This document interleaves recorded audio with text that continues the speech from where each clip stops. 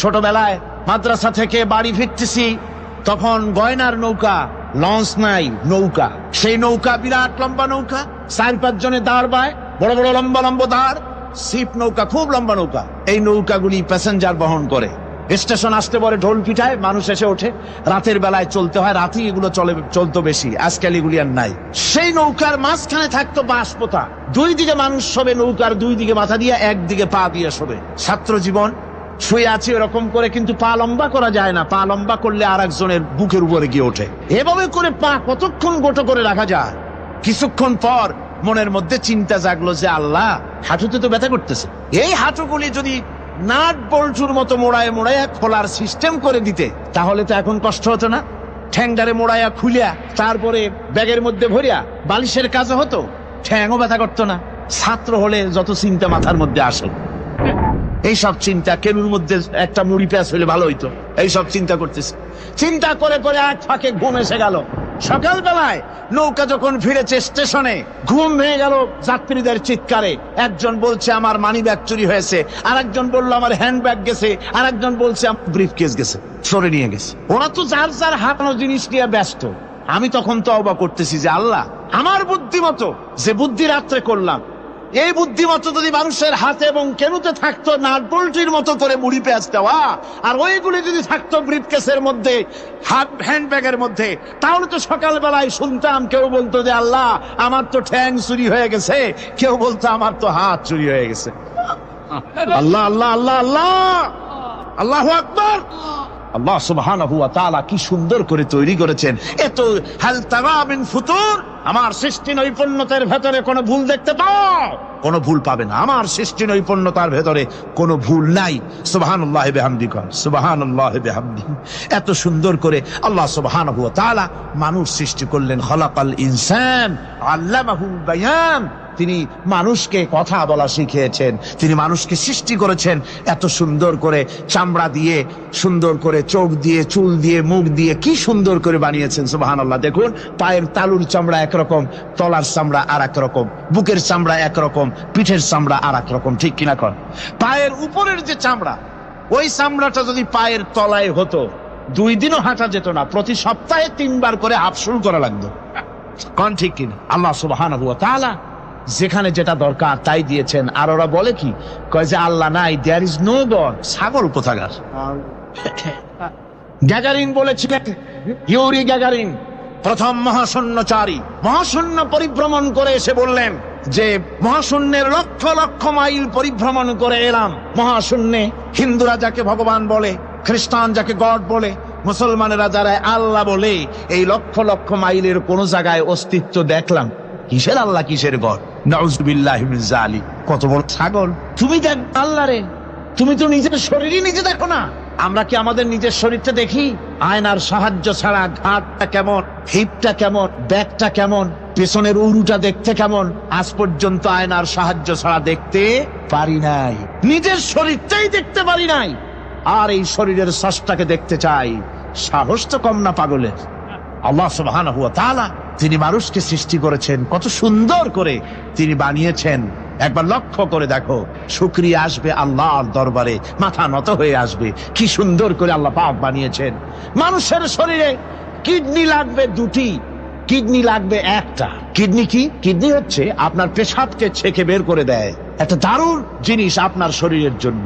Kidney যদি inactive হয়ে যায়, হাত পায়ে পানি এসে হাত পা ফুলে আপনি মৃত্যুর দিকে এগোতে থাকবেন। এই কিডনি, এই ছাকনি মাত্র 1টা হলে চলে, কিন্তু আল্লাহ পাক ছাকনি, এই কিডনি দিয়েছেন 2টো। কটা দিলেন? 2টো। একটা যদি কখনো ডিসঅর্ডার হয়ে যায়, আর একটা দিয়ে যেন আমার বান্দা কাজ চালায় নিতে পারে। সুবহানাল্লাহ বিহামদিহি, সুবহানাল্লাহ। চোখ তো একটা হলেও হয়, কিন্তু আল্লাহ চোখ দিলেন 2টো। কটা দিয়েছেন? 2টো চোখ দিয়েছেন, 2টো কান দিয়েছেন। আমি অবাক হয়ে গিয়েছি যখন আমার ছেলের চিকিৎসা চলতেছিল সিঙ্গাপুর মাউন্ট এলিজাবেথ হসপিটালে। 4টা অপারেশন হয়েছে। আমার ছেলে কারিবুল মত, একেবারে মৃত্যুর দুয়ারে চলে গিয়েছিল। 7টি অপারেশন, 40 ব্যাগ রক্ত লেগেছে। 2.5 ফিট তার ইন্টেস্টাইন কেটে ফেলেছে, 2.5 ফিট খাদ্যনালী কেটে ফেলে দিয়েছে। আমি ডাক্তারকে জিজ্ঞেস করলাম, সার্জনকে, 2.5 ফিট তার খাদ্যনালী তুমি কেটে ফেললে? তা আমার এই ছেলে খেয়ে হজম করবে কি করে, তার খাওয়াটা হয় প্রবলেম হবে না? ডাক্তার আমাকে যা বলল শোনা মাত্র আমার চোখে পানি এসে গেল। ডাক্তার বলল, তুমি জানো না আমি তো মাত্র 2.5 ফিট কেটেছি। তোমার স্রষ্টা, এই পৃথিবীর স্রষ্টা মানুষ যিনি সৃষ্টি করেছেন, প্রত্যেক মানুষের পেটের ভিতরে এই খাদ্য নালীকে রব্বুল আলামিন 22 ফিট লম্বা করেছেন। 22 ফিট লম্বা আছে এটা। আমি তো মাত্র 2.5 ফিট কেটেছি। কোন প্রয়োজনে যদি কাটতে কাটতে আরো কাটা হয়, 10 ফিটও কাটা হয়, কষ্ট হবে না। সুবহানাল্লাহ। তার শ্বাস নেওয়ার জন্য, প্রশ্বাস নেওয়ার জন্য কি ব্যবস্থা আল্লাহ পাক করেছেন। হার্ট, মানুষের হার্ট বিট হচ্ছে, এটাকে হার্ট বিট যেটা হয়, সংকোচন সম্প্রসারণ। এই যে মানুষ, ডাক্তাররা বলে রোগী হার্ট অ্যাটাক করেছে, হার্ট অ্যাটাক করেছে। হার্ট অ্যাটাক করলো, অ্যাটাকটা কি? অ্যাটাকটা হচ্ছে সংকোচন সম্প্রসারণ, সংকোচন সম্প্রসারণ, এরকম হচ্ছে। ফট করে এটা অ্যাটাক করলো, আর যদি ছেড়ে না দেয় এটাই অ্যাটাক করা, এটাই তার জীবনটা শেষ হয়ে যাওয়া। ডাক্তাররা বলেছেন যে মানুষের শরীরের সবকিছু চিন্তা করে গবেষণা করে বহুত কিছু বুঝেছি, কিন্তু হার্টটা এরকম পাঞ্চিং কেন করে, এই জিনিস আজও পর্যন্ত আমাদের মাথায় ঢোকে নাই। সুবহানাল্লাহ। আল্লাহ পাক কি সুন্দর করে এই পাঞ্চিং এর মাধ্যমে, হার্ট যেভাবে করতেছে, এই পাঞ্চিং এর মাধ্যমে সমস্ত শরীরের রক্তগুলি পা থেকে শুরু করে মাথা পর্যন্ত সব ছড়িয়ে দেওয়া হচ্ছে, এভাবে ছড়িয়ে দেওয়া হচ্ছে, যাতে করে মানুষ জীবিত থাকে, শরীরের রক্ত গরম থাকে, হিম শীতল হয়ে মানুষ যেন মারা না যায়। এই জন্য আল্লাহ সুবহানাহু ওয়া তাআলা এত সুন্দর ব্যবস্থা করেছেন। এক সময় আঘাত পেয়ে অনেকগুলি রক্ত যদি পড়ে যায়, মানুষ রক্ত শূন্যতায় মরবে না, আবার খানিকটা রক্ত রিজার্ভও থাকে, আল্লাহ পাক রিজার্ভ করে রাখেন। স্পঞ্জের ভিতরে পানি থাকলে উপর থেকে টের পাওয়া যায়, ওরকম খানিকটা রক্ত আল্লাহ শরীরের ভিতরে রিজার্ভ করে গেছেন। এই জন্য বড় বড় ডাক্তাররা, বড় বড় ডাক্তার, বড় বড় বিজ্ঞানী কখনোই নাস্তিক হয় না। এইসব দৃশ্য দেখে তারা মনে করে নিশ্চয়ই একজন কেউ আছেন যিনি এগুলি তৈরি করেছেন, এগুলি এমনে এমনে হয় নাই। যিনি তৈরি করেছেন তিনি কে? তিনি হচ্ছেন আল্লাহ সুবহানাহু ওয়া তাআলা। তিনি এগুলি সৃষ্টি করেছেন, তিনি এগুলি তৈরি করেছেন। ওই আল্লাহ পাকের কাছেই আমাদের সকলকেই ফিরে যেতে হবে। আল্লাহ রাব্বুল আলামিন তিনি বলছেন, আমি মানুষ সৃষ্টি করেছি, খালাকাল ইনসানা আল্লামাহুল বায়ান। মানুষ সৃষ্টি করেছি, শুধু মানুষকে সৃষ্টি করি নাই, আমি আবার তার জোড়াও তৈরি করে দিয়েছি। মানুষ একা একা না, পৃথিবীতে সব জোড়ায় জোড়ায় তৈরি করেছি। উদ্ভিদের মধ্যে জোড়া তৈরি করেছি, প্রাণী জগতের মধ্যে জোড়া তৈরি করেছি। এই দুনিয়ার ভিতরে যা কিছু আছে, উদ্ভিদ হোক আর মানুষ হোক, প্রাণী জগৎ হোক, সবগুলিকে আমি আল্লাহ জোড়া বানাইছি, জোড়ায় জোড়ায় নর এবং নারী সবগুলির মধ্যে করে দিয়েছি। ওয়া মিন আয়াতিহি আন খালাকা লাকুম মিন আনফুসিকুম আজওয়াজান লিতাসকুনু ইলাইহা ওয়া জাআলা বাইনাকুম মাওয়াদ্দাতান ওয়া রাহমা। আল্লাহ রাব্বুল আলামিন বলেন, আমার অগণিত নিদর্শনের ভিতরে এটাও একটি নিদর্শন যে আমি তোমাদের থেকে তোমাদের জোড়া তৈরি করেছি, তোমাদের স্ত্রীদেরকে তৈরি করেছি, যাতে করে তোমরা তাদের কাছে শান্তি পাও। আর তোমাদের মধ্যে ভালোবাসা সৃষ্টি করেছি, মহব্বত সৃষ্টি করে দিয়েছি। আর পরিণত বয়সে এই মহব্বতকে আমি আল্লাহ করুণার সহৃদয়তায় পরিণত করে দেই। তোমার থেকে তোমার জোড়া নারী সৃষ্টি করেছি, স্ত্রী, সেই স্ত্রীর কাছে তুমি তোমার স্বস্তি শান্তি ফিরে পাবে। আর যখন বৃদ্ধ হয়ে যাবে, তখন এই ভালোবাসাটা আমি করুণা আর মহব্বতের মধ্যে পয়দা করে দেই। এর দ্বারা এই ভালোবাসা এবং মহব্বতের মাধ্যমে সন্তান সন্ততি পৃথিবীতে আসে, নাতি আসে, পৌত্র আসে, পৌত্রী আসে, এভাবে করে আত্মীয় স্বজন পরিবেষ্টিত অবস্থায় দুনিয়ায় মানব বংশ আমি এভাবে করে বৃদ্ধি করি। আর এরপরে মানব সৃষ্টি করে মানুষকে এক পরিবেশ সৃষ্টি করে দিয়ে তাকে কথা বলারও আমি ভাষা শিখিয়েছি। আল্লামাহুল বায়ান, মানুষকে আমি কি শিক্ষা দিয়েছি? কথা বলতে আমি শিক্ষা দিয়েছি। কথা বলার কারণেই মানুষ আর কথা বলতে পারে না বলে মানুষের সাথে পশুর সাথে এই বিরাট পার্থক্য। পশু কথা বলতে পারে না, মানুষ কথা বলতে পারে। কথা বলা হচ্ছে মানুষের একটা বিশেষ বৈশিষ্ট্য। আরে বায়ান শব্দের অর্থ শুধু কথা নয়, বায়ান শব্দের অর্থ হচ্ছে চেতনা, বুদ্ধি, অনুভূতি, প্রজ্ঞা, মেধা, চিন্তা, বিবেচনা, ইচ্ছা শক্তি, প্রতিরোধ শক্তি, এ সবগুলি বায়ানের ভিতরে সীমাবদ্ধ।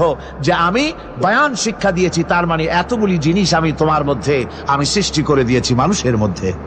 এরপরে এ বায়ান একটি শিক্ষা। শিক্ষা বলতে বুঝায়, এই শিক্ষাটা আল্লাহ সবাইকে দিয়েছেন। মাছ সাঁতার কাটতে পারবে, পাখি আকাশে উঠতে পারবে, পাখিকে আল্লাহ ওড়ার ক্ষমতা দিয়েছেন। মুরগির বাচ্চা ডিমের থেকে বের করে পানির মধ্যে ছেড়ে দিবেন, ও সাঁতার কাটতে পারবে না। আপনি আমারে কোন মুরগির ডিমের ভিতরে মুরগির বাচ্চা, হাঁসের ডিমের ভিতরে হাঁসের বাচ্চা, সে কি করে বোঝে ডিমের কোন অংশ পাতলা, সেই অংশটা সে অপারেশন শুরু করে দেয়। সে কিন্তু সব জায়গায় ঠোকায় না। ওই ডিমের পর্দার ভিতরে একটা অংশ আছে পাতলা, সামান্য পাতলা, সেই পাতলা অংশ সে ঠুক করে একটুখানি অপারেশন করে, পর্দাটা ফেটে যায়, সেখান থেকে সে বেরিয়ে আসে। কে শিখালো যে এই জায়গায় ঠুক করে আওয়াজ কর, বেরোতে পারবি? কে শিখালো? আল্লাহ পাক শিক্ষা দিয়েছে। এটা বায়ানের অন্তর্গত। মানুষকে দিয়েছেন বায়ান, ওকে দিয়েছেন শিক্ষা। হাঁসের বাচ্চা পানির ভিতরে ছেড়ে দিলে ওকে সাঁতার কাটতে হবে, কে শিখালো? আল্লাহ পাক। বাতাসে পাখিরা উড়ে বেড়ায় ডানা মেলে। আওয়ালাম ইয়ারাও ইলা তায়রি সাফাতিন ওয়া ইয়াকবিদনা মা ইউমসিকুহুন্না ইল্লার রাহমান। দেখে নাকি তার পাখিটি কেমন মেলি দুটি লঘু ডানা উড়িয়া বেড়ায়, শূন্যের পরে নাহি তার কোনো মানা। আবার সে ডানা গুটাইয়া চলে কিন্তু পরে না তবু, বলকে বা তারে শূন্যে রাখিছে ভিন্ন সে এক প্রভু। প্লেনের মতো, এরোপ্লেনের মতো, দেখছেন না পাখিগুলি এরকম এরকম করে ওড়ে। আবার কখনো উঠতে গিয়ে আর ডানা তোলায় না, দুটো ডানা শরীরের সাথে মিশাইয়া একেবারে রকেটের মতো উড়ে চলে যায়, কিন্তু পড়ে যায় না। কে তাকে শূন্যের উপরে রেখেছে? জোরে কর, কে রেখেছে? এই ট্রেনিং আল্লাহ পাক তাকে দিয়েছেন। আল্লাহ পাক তাকে এই শিক্ষা দিয়েছেন। এই শিক্ষা, পানিতে সাঁতার কাটবে মাছ, বায়ুতে ভেসে বেড়াবে পাখি, তারপরে মানুষের চোখের পলক পড়বে, পাকস্থলী হজম করবে, এসব শিক্ষা আল্লাহই দিয়েছেন। প্রত্যেকটা জিনিসকে সৃষ্টি করেছেন, আর তার কাজটাও কিভাবে হবে তাও আল্লাহ পাক শিখিয়ে দিয়েছেন। এই জন্য শুধুমাত্র এই শিক্ষাটুকুনি নয়, মূল শিক্ষা হচ্ছে আল্লামাহুল বায়ান। এর আসল অর্থ হলো মানুষের জ্ঞানের পূর্ণতার জন্য আল্লাহ পাক বায়ান দিয়েছেন। সে বায়ান হচ্ছে কোরআনে কারীম। সে বায়ান কি? কোরআন। এই কোরআন হচ্ছে মানুষের জ্ঞানের পূর্ণতা। কোরআন দিয়েই মানুষের জ্ঞান পরিপূর্ণ হয়। ওমা উতীতুম মিনাল ইলমি ইল্লা কালিলা। তোমাদেরকে খুব সামান্যতম জ্ঞান দেওয়া হয়েছে। আসল জ্ঞানের মালিক কে? আল্লাহ সুবহানাহু ওয়া তাআলা। আল্লাহ রাব্বুল আলামিন বলেন, الشمس والقمر بحسبان والنجم والشجر يسجدان। সূর্য এবং চন্দ্র একটা বিরাট একটা হিসাবের অনুসরণে বাধ্য। সূর্য আর চন্দ্র একটা হিসাবের অনুসরণে বাধ্য, এর ব্যতিক্রম হওয়ার কোনো উপায় নাই। সূর্য এবং চন্দ্র তার আপন আপন কক্ষপথে ঘুরবে, ইচ্ছে মাফিক সূর্য চন্দ্র ঘুরতে পারবে না। রাত 12টার সময় সূর্য এসে বলতে পারবে না, বেটারা ছট আমি এখন উদিত হব, পারবে? পারবে না। দিনের দুপুরের সময় রাত এসে মাথা চাড়া দিয়ে জাগাতে পারবে না, দিন সরে যা আমি এখন সবটাকে রাত বানায় দেব, পারবে না। চন্দ্র এবং সূর্য একটা নির্ধারিত একটা হিসাবের অনুসরণে তারা রয়েছে, আর এই হিসাবের নিয়ম, কঠোর হিসাবের নিয়মতান্ত্রিকতার ভেতরে থাকার কারণেই মানুষের জন্য চন্দ্র, মাস, বছর ইত্যাদি গণনা মানুষের জন্য আল্লাহ সহজ করে দিয়েছেন। আল্লাহ পাকের নবীর কাছে জিজ্ঞাসা করা হচ্ছে, ওয়ায়াসআলুনাকা আনিল আহিল্লাম। ও নবী, আপনাকে প্রশ্ন করা হয় চাঁদ সম্পর্কে। কাফেররা প্রশ্ন করেছে চাঁদের ক্রমবর্ধমান ক্রমহ্রাস কেন, চাঁদ বাড়ে কেন, কবে কেন? আপনারে জিজ্ঞাসা করা হয়, আপনি জবাবে বলুন, কুল হিয়া মাওয়াকিতু লিন্নাস। বলুন, এ চাঁদ হচ্ছে মাস, দিন, বছর গণনা করার জন্য, গোটা পৃথিবীবাসীর জন্য আমি একটা স্থায়ী ক্যালেন্ডার আকাশে ঝুলায় রাখছি। জোরে কোন সুবহানাল্লাহ। বিনা পয়সার ক্যালেন্ডার কে ঝুলায় রাখছেন? আল্লাহ সুবহানাহু ওয়া তাআলা। তিনি ঝুলিয়ে রেখেছেন এই ক্যালেন্ডারকে। আর এই চন্দ্র সূর্য নিজের ইচ্ছা মাফিক চলতে পারে না। আল্লাহ পাক কোরআনে কারিমে বলেছেন, আফা গায়রা দীনিল্লাহি ইয়াবগুন ওয়া লাহু আসলামা মান ফিস সামাওয়াতি ওয়াল আরদি তাওআন ওয়া কারহা। তোমরা কি আমার দেওয়া জীবন ব্যবস্থা ছেড়ে দিয়ে মানুষের তৈরি করা, অন্যের তৈরি করা মতবাদ গ্রহণ করতে চাও?